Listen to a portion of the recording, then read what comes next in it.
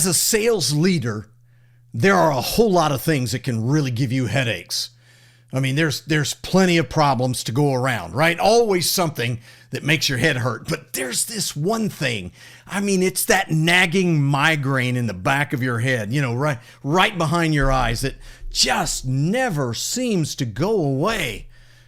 And if you could just figure out how to deal with it, if you could figure out how to solve that one, wow, would life be so much easier? Well, coming up, I want to find out if it indeed is the biggest headache for you and how we might go about addressing it. This is Sales Untraining, a very different kind of sales podcast. 3 out of 4 salespeople are failing. They're falling short of their revenue. Why doesn't sales training work? That's what this sales podcast is about. It's your weekly sales strategy guide designed to rewire your sales brain. Welcome to Sales Untraining. I'm Kelly Riggs. Great to have you on board. I hope you will like and subscribe to the podcast.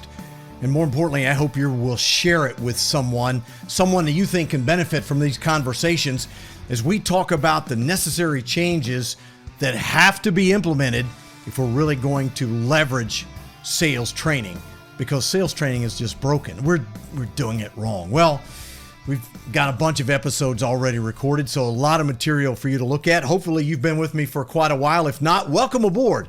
Great to have you. Today, we're going to talk about that one headache. Oh my goodness, that one headache. And I won't keep you waiting. Let me just say it simply. All your problems, all of them, are people problems. Yeah, your big problem, your big headache, it's people. I was having a conversation with a guy last week, and he said to me, if it wasn't for people, this job would be so easy. We both got a chuckle. He goes, no, I'm serious. Customers, salespeople, peers, coworkers, employees, vendors, we could just eliminate all that. Like, yeah, fantastic. He was frustrated, and I get it. That's the thing that makes us crazy.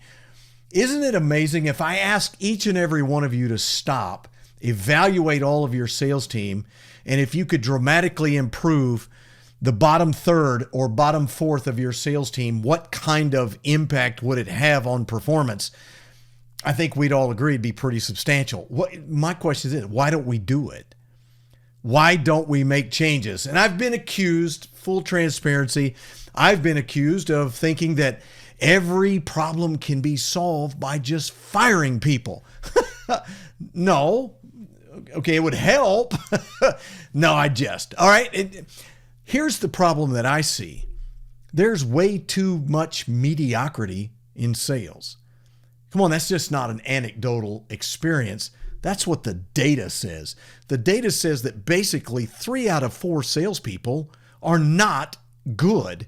In fact, the bottom 25% are considered quote unquote hopeless. Think about that.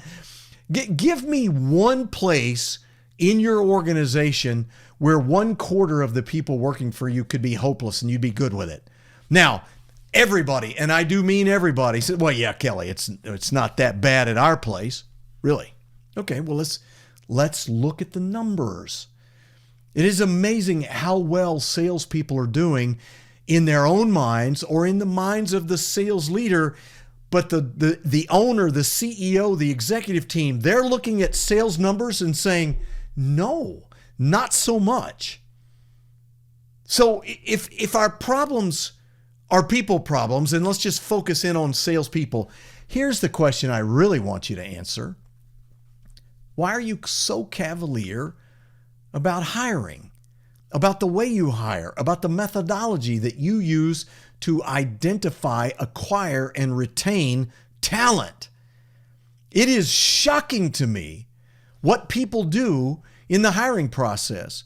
And you want to talk about one place in the business that needs to be hyper-trained, hyper-coached, changed dramatically, it's that process.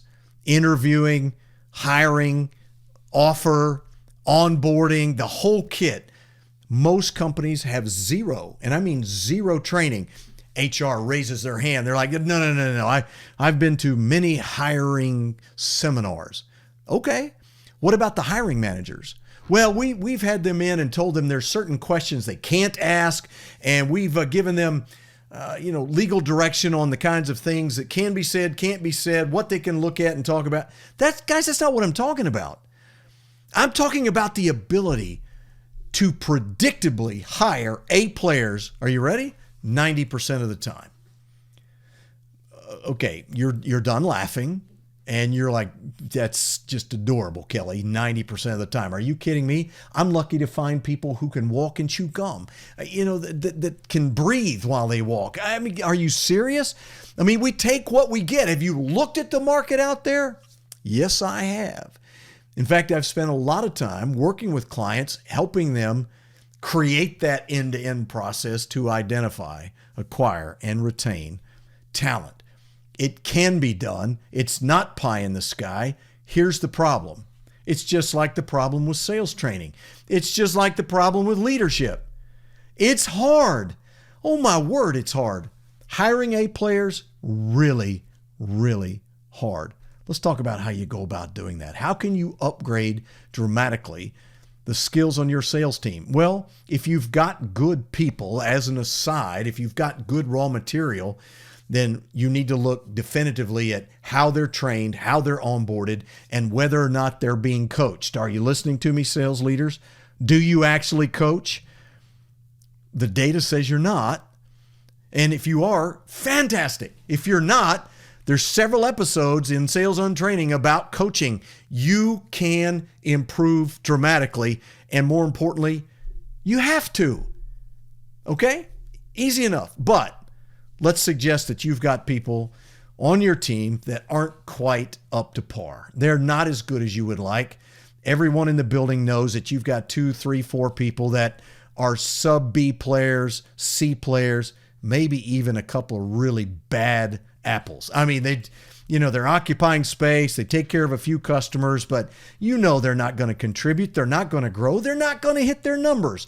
3 years running, they're 78%, 82%, 85%. They don't seem to be really getting better, improving. They don't know their products, and they have one thing in common. Oh, they have excuses for days. Oh, it's not their fault. It's the economy, and it's your marketing, and it's the product rollout, and customers are tightening their belts, and they don't have the budget for it, and, on and on it goes. Sales is the one place that you just can't have victims. Victims make terrible salespeople. And average and below average salespeople, they're typically victims. It's not their fault. And as an aside, sometimes, a lot of the time, it's not their fault. No, it's your fault. Am I making friends yet? No, it's your fault. Listen, if you have an underperforming team, who's to blame? You hire them, you train them, and you're responsible to coach and lead them. And they're not doing well? Tell me again who's to blame. Oh, Kelly, you don't understand. I've got 3 or 4 people on my team that are just awful. Okay, whose fault is that? Get the picture? But let's set that aside. We've got to do something systemically. We need better people. How? Number 1, use a qualified assessment. Objective Management Group, of whom I'm a partner with, they assess salespeople on 21 specific sales competencies. This is a tool, an assessment that is so good that it is over 90% predictive. 9 out of 10 times, it tells you who's going to make it and who's not. No, it is not a behavioral assessment, a psychometric assessment. It's not DISC. It's not MBTI. It's not predictive index. It's based on sales competencies. They have assessed over 2.5 million salespeople, and they know who makes it and who doesn't. Number 1, you absolutely have to use an assessment to make sure you're weeding out the people who evidently can sell but don't. You ever seen those? The individual who shows up in interviews like a champion. I mean, you're like blown away. Holy smokes, let's get this individual on board right now. And 3 months later, 5 months later, what happened? I just don't get it. I'll tell you what happened. They can sell, but they don't. They wilt under resistance. They don't do well with prospecting. They don't know how to build a territory, and on it goes. But boy, they look the part, they act the part, they sound the part. Don't get fooled. Use an assessment. Number 2, you absolutely have to standardize an interviewing process. This is the worst thing on the planet. I work with lots of clients, and they tell me this, Kelly, we've really got this down. What we do is we have 4 different people interview someone, and if we get to 4, it's because we're really interested. And then we get together and we talk about what we like and what we don't like. I said, is everybody asking the same questions? Well, of course not. Then how do you know how to compare across people? Well, it's gut feel. Oh, that's very predictable, isn't it? Gut feel? Do you know how many biases exist in the interview process? Halo effect being one of the big ones. You immediately like someone because fill in the blank.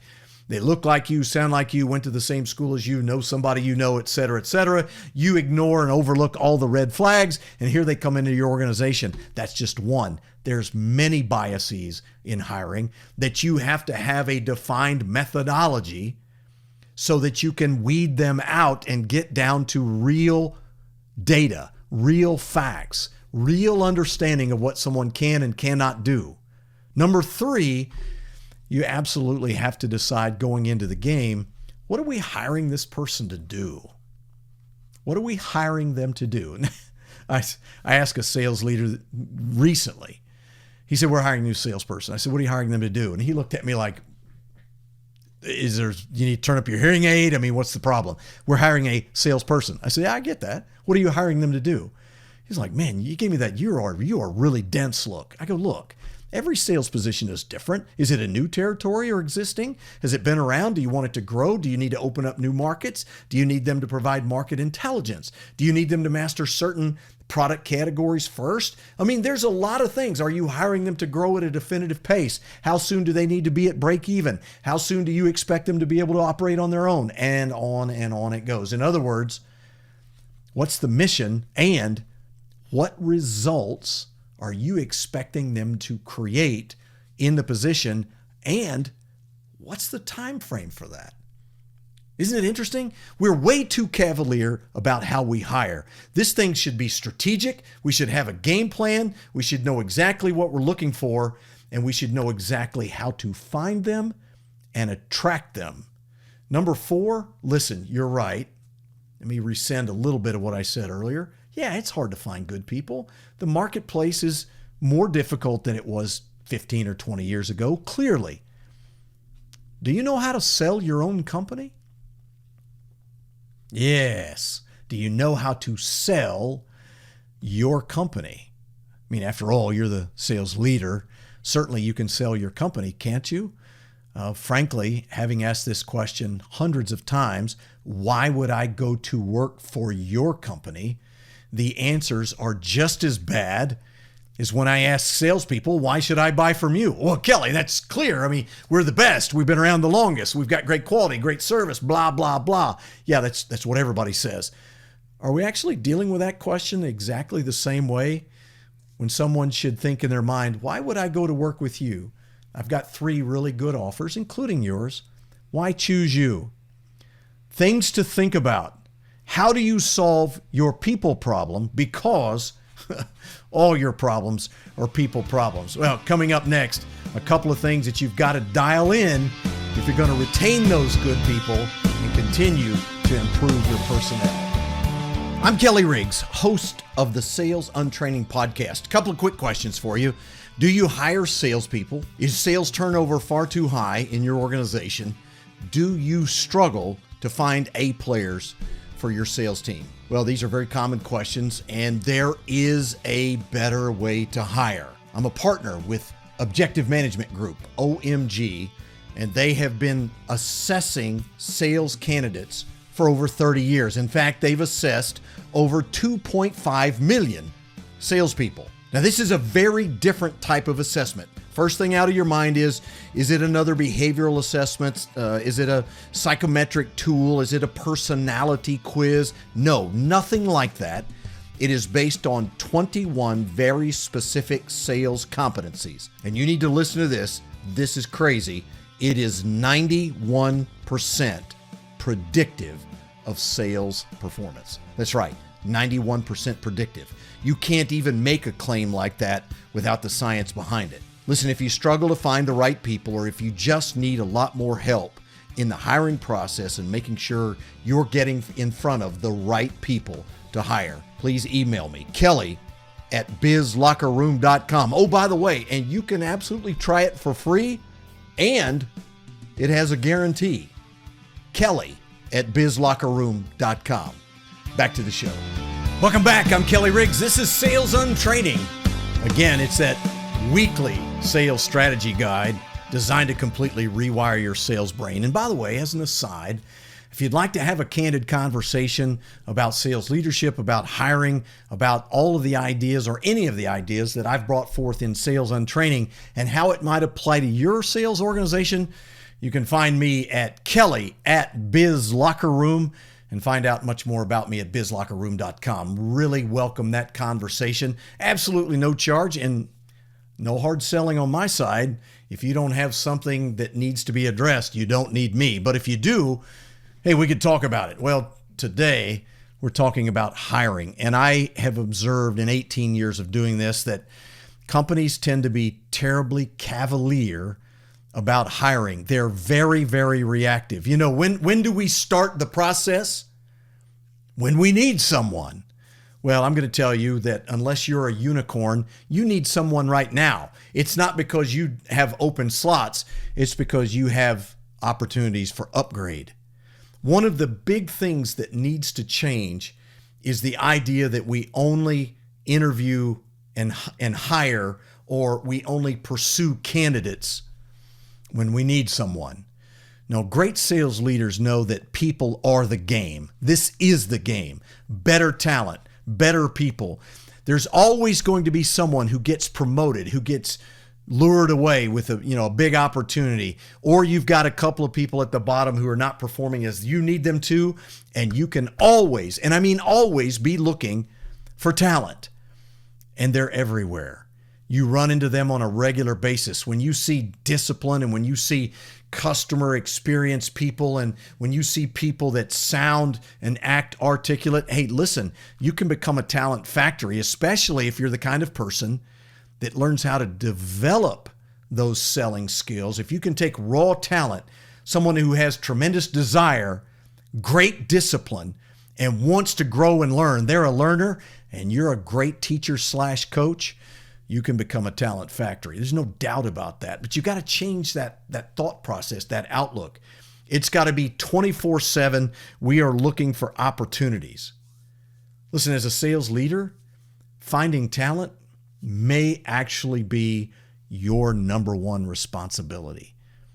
I mean, let's face it, as a salesperson, a great salesperson, you were a doer. You were the person that went out and created the opportunities, who put prospects in the funnel and worked them through the process and made sales and serviced those customers and built relationships. That was your role. Your role was to keep the funnel full and to keep pumping out sales on the back end and to predictably and consistently hit your number. As a salesperson, your role has changed dramatically. You're not the doer anymore. You're the developer.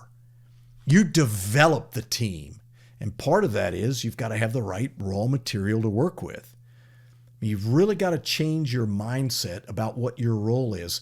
Sales leaders tend to get hung up, like salespeople do, in certain things that they like, they can do easily, and they avoid the things that are difficult. Hiring people is difficult. I mean, learning how to hire, just identifying and adopting a very consistent methodology that delivers A players consistently, I mean, that's a process. Need help with it? I can do that. But you've got to do it one way or another, because it's amazing what happens when you get better talent. All of your problems are people problems. And those people happen to work for you. I mean, it's hard enough dealing with customers, dealing with vendors, dealing with coworkers, dealing with politics, satisfying your boss. All of that's hard enough. What you don't need is someone that you have to continually rescue because they're not doing their job well. Listen, as I mentioned in the first segment, sometimes that's your fault. You've just not become the coach that you need to be. Becoming a great coach will help you find and attract great people. Let me tell you why. Just like athletes, great athletes want to play for winning teams. They want to play for great coaches. A players want to play for A coaches. They want to be challenged. They want to be grown. They want to be developed. They want to get better as a result of working for you. Here's the problem.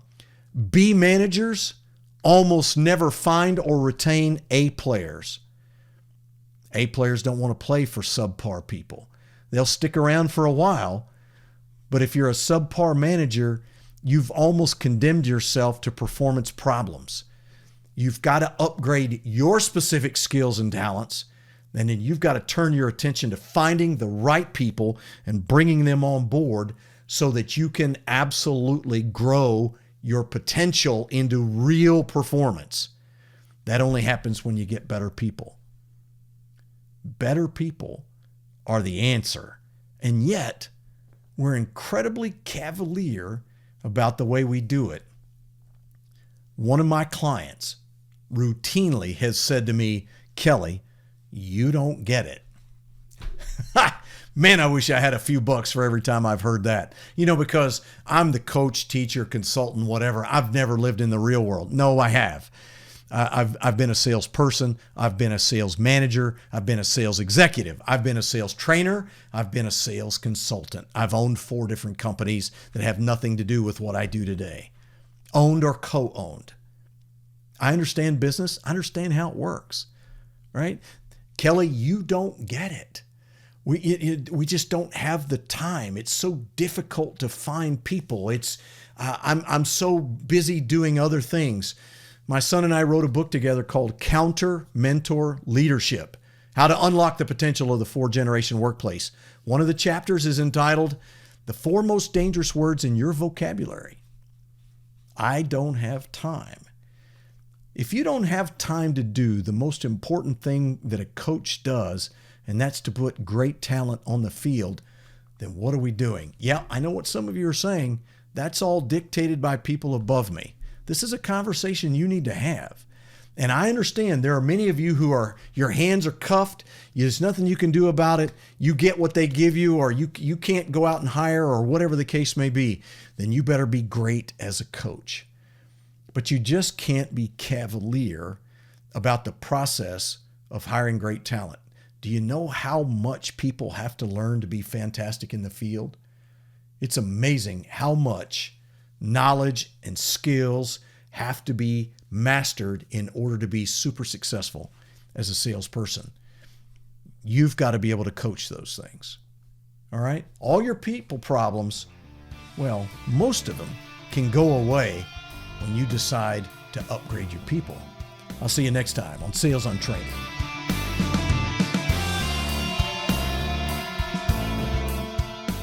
Sales on Training is a production of Business Locker Room and Pod About It Productions. Music and editing by Doug Branson. To get more Kelly, visit bizlockerroom.com.